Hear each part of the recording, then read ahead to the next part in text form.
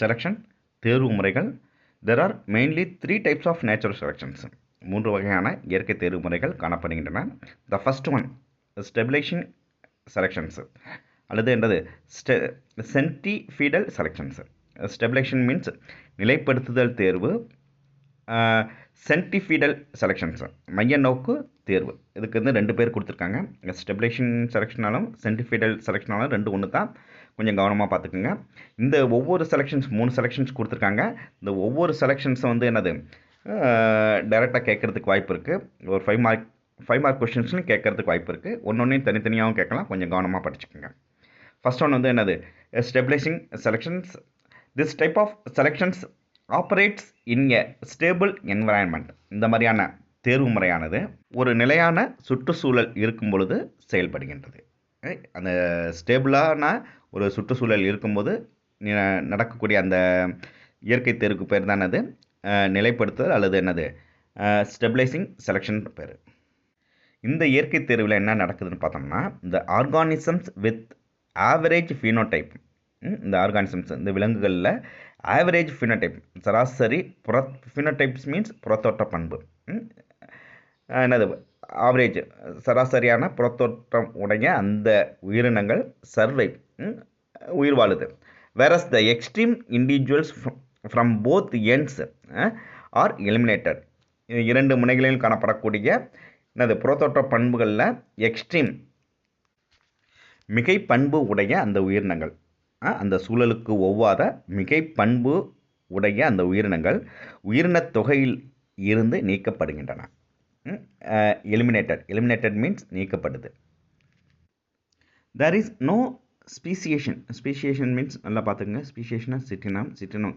No ஸ்பீசியேஷனா இங்கே வந்து இதனால் வந்து என்னது ஒரு புதிய சிற்றினம் உருவாகாது.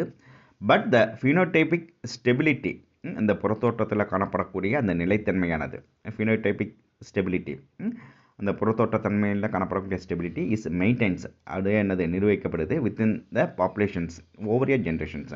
அந்த இனக்கூட்டத்தில் அந்த என்னது புறத்தோற்ற பண்பு நிலைத்தன்மையானது ஒரு ஜென்ரேஷன்லேருந்து அடுத்த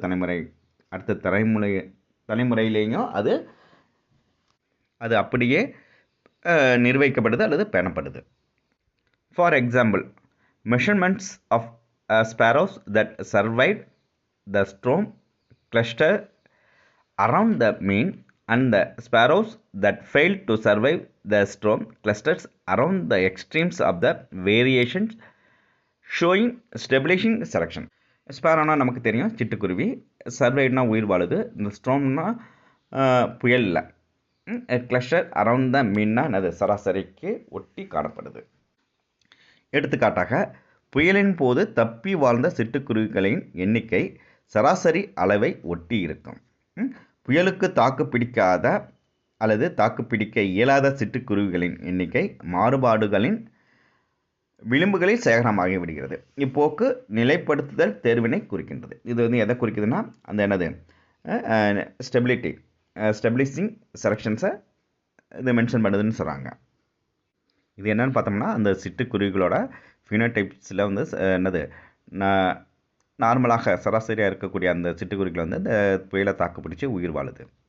அதே மாதிரி அந்த புயலுக்கு தாக்குப்பிடிக்காமல் அந்த அழிஞ்சு போகிற அந்த சிட்டுக்குருவிகள் வந்து என்னது எக்ஸ்ட்ரீம்ஸு மிகைப்படுத்தப்பட்ட பண்பு உடையதாக இருக்கிறதுனால அது வந்து என்னது அது தாக்குப்பிடிக்க முடியாமல் அது வந்து போயிடுது. இது வந்து இது எதுக்கு எக்ஸாம்பிள்ஸ் சொல்கிறாங்கன்னா, அந்த ஸ்டெபிலைசிங் செலெக்ஷன்ஸ்க்கு இது வந்து எக்ஸாம்பிள்ஸை சொல்கிறாங்க.